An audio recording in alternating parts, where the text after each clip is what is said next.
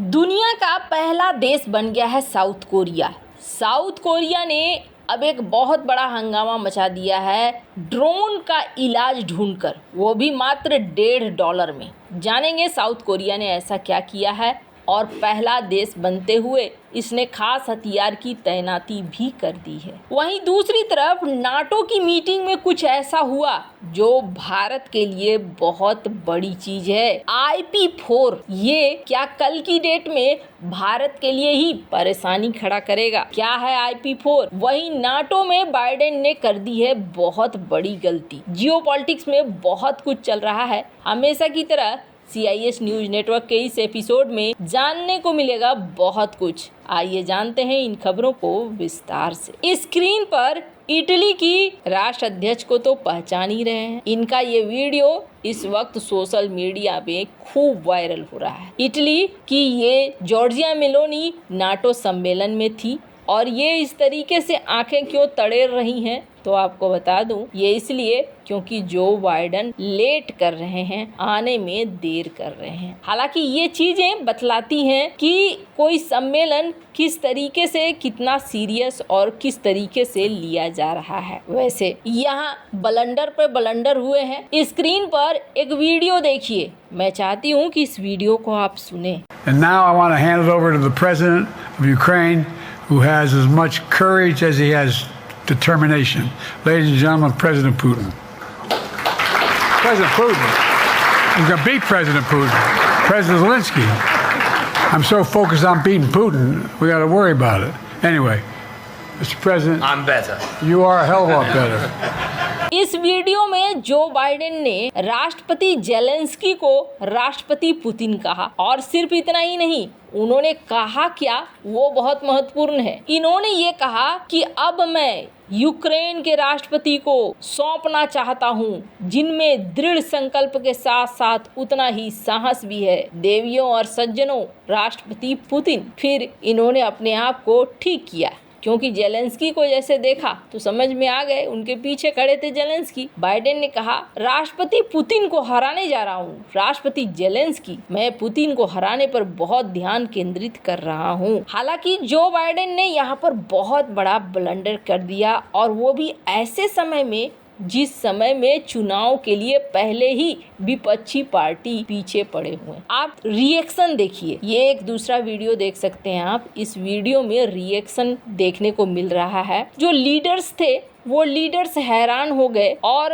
कुछ ने तालियां बजाई, कुछ चुपचाप खड़े हो गए। उनको समझ में ही नहीं आ रहा था कि इन्होंने कह क्या दिया है। आधे से ज्यादा ये सोच रहे थे ये क्या हो गया, अब ये क्या कह दिया। अब नाटो जैसा समिट जो कि एक अमेरिका का शक्ति प्रदर्शन करने वाला समिट है, उस समिट में अगर इस तरह की चीजें हैं आप देख सकते हैं। हालांकि जर्मनी के जो चांसलर थे उन्होंने बाद में संभालने की कोशिश करी और उन्होंने कहा कि अच्छा ये तो लड़खड़ा गई जीभ और कोई बात नहीं है, ठीक है चीजें, पर ये बहुत बड़ी बात है।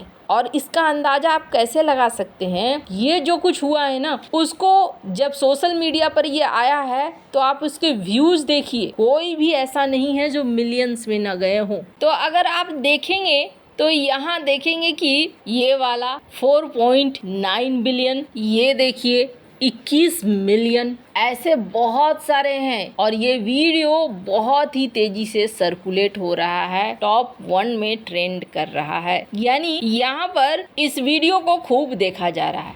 सिर्फ यहाँ ही नहीं, एक और वीडियो देखिए। शाम को ये एक प्रेस कॉन्फ्रेंस में कुछ बातें कह रहे थे और इस बीच उपराष्ट्रपति को इन्होंने कह दिया कि उपराष्ट्रपति डोनाल्ड ट्रंप, इन्होंने ट्रंप कह के कमला हैरिस को संबोधित किया और ये मामला भी खूब उछल रहा है। और सबसे अजीब बात है, यहाँ पर आप रिएक्शन देख सकते हैं। लॉयड ऑस्टिन, ब्लिंकन, NSA सब मौजूद थे और उसके सामने ये सब कुछ हो रहा था। अब आने वाले समय में देखना होगा कि क्या इनकी अपनी ही पार्टी इनके खिलाफ आती है और इन्हें रोकती है। स्क्रीन पर आप देख सकते हैं NSA तो जैक सुलिवन गाल पे हाथ रखकर सोचने लगे। खैर, अब जो भी ये नाटो की मीटिंग हुई हो, पर इन सब में एक चीज हो रही है और वो हो रही है एशिया में नाटो की एंट्री। चीन उत्तर कोरिया की नाक में दम करने के लिए अमेरिका को 4 दोस्त मिले हैं, लेकिन आप आपको बता दूं 4 देशों में